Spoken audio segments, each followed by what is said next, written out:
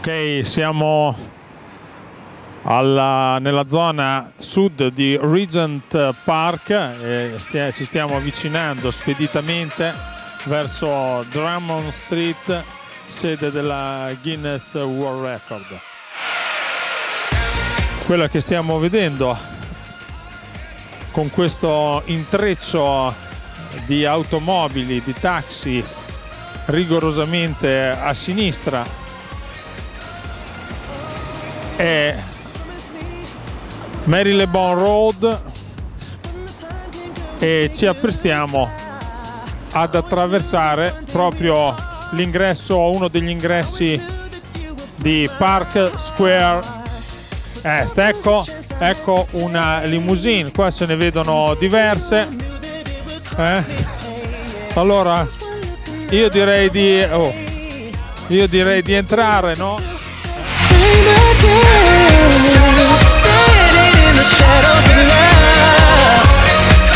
Un saluto a tutti gli amici che ci seguono in questo canale video. Ci troviamo qua a Londra, proprio fuori alla sede della Guinness World Record, pronti per consegnare la nostra documentazione riguardante il Titanus Festival, la maratona canora, che è durata in pratica 103 ore, 6 minuti e 29 secondi.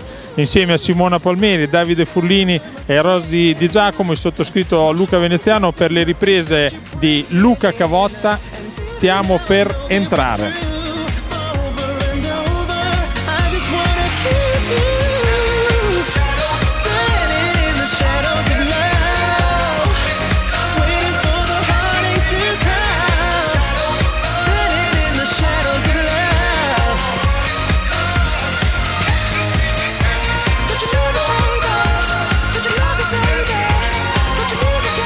Ci accingiamo a consegnare tutta la documentazione del Titanus Festival, la maratona di canto più lunga. Si entra? Entriamo. Just a man with a hole in my life. No stars are dancing in my sky tonight. Baby, I need you to make this thing right. I can be alone, no one more night.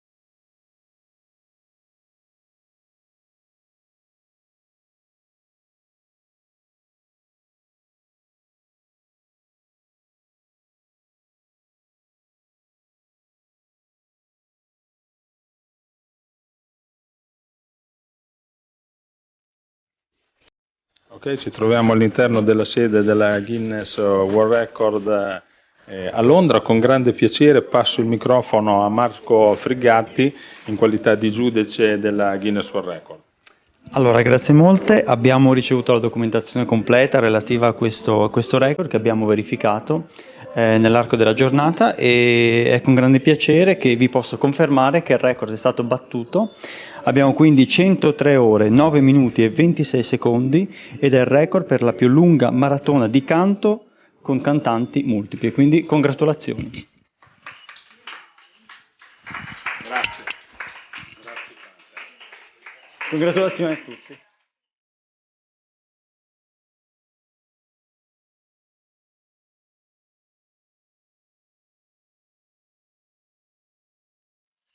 Abbiamo consegnato tutto il materiale, adesso siamo usciti un po' tutti, siamo qua sul marciapiede di Drummond Street, anche con mister Furlini che sta per essere investito, ecco, si è salvato, e a questo punto non si sa bene chi riprende chi fotografa chi, non si capisce più niente, però comunque sia andiamo a fare un giro a Londra, vai!